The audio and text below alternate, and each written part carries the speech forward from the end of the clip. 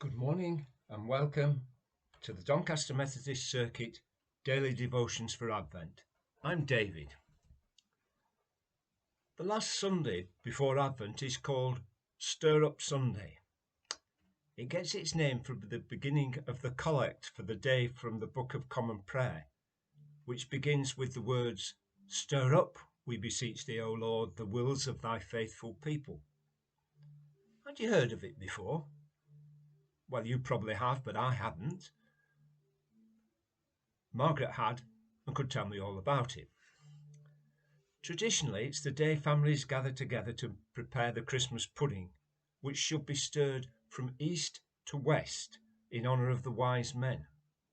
And that made me think, does that mean you stir clockwise via south or anti-clockwise via north?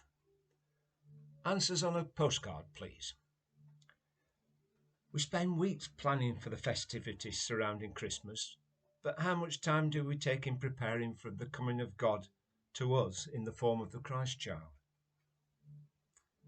Some families come to stay at Christmas, and we will make room for them and give them plenty of time. And at the same time, God comes and seeks room in our lives. He wants us to be aware of Him and for us to give Him some of our time and attention. The beginning of Mark's Gospel quotes Isaiah, "I will send my messenger ahead of you who will prepare your way. A voice calling in the desert, prepare the way of the Lord, make straight paths for him." And this, of course, is heralding the arrival of John the Baptist, whose purpose was to prepare for the coming of the Messiah. Back to Christmas puddings. Most recipes for Christmas puddings require it to be cooked well in advance and then reheated on Christmas Day. So the collect for Stir Up Sunday acted as a useful reminder. Silver sixpences were put in the puddings to bring luck, and each member of the family stirred it whilst making a wish or a prayer for the forthcoming year. Now, in the same day in the Catholic tradition, it's celebrated as Christ the King Sunday, to remind people of their allegiance to God. It came in just after the First World War, and it was to demonstrate that true and lasting peace can only be found in Christ Jesus, the Prince of Peace. Perhaps we should pray that our wills be stirred up enough to make a difference in our troubled world. God, in the form of the Christ child, comes to demonstrate God's love for us, not in the way that was expected as a warrior, but as a child in lowly circumstances.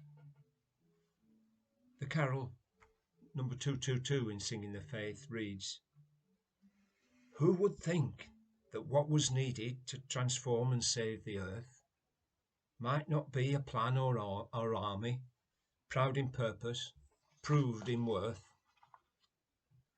Who would think, despite derision, that a child might lead the way?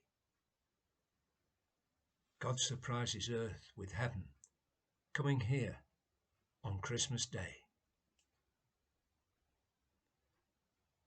The dictionary meaning of the phrase "to stir up" is to cause someone or something to feel a strong emotion and a desire to do something. So I'll just leave you with this thought. What does the birth of Jesus stir you up to do? There's a thought for you to ponder over the next few days. And I thought I'd just finish with a thought for the season. In Venezuela, the people roller skate to Mass on Christmas Eve. Now there's a thought. So that's it for today, folks. Thanks for listening, and I'll speak to you again on Wednesday morning. In the meantime, have a lovely day and God bless. Bye now.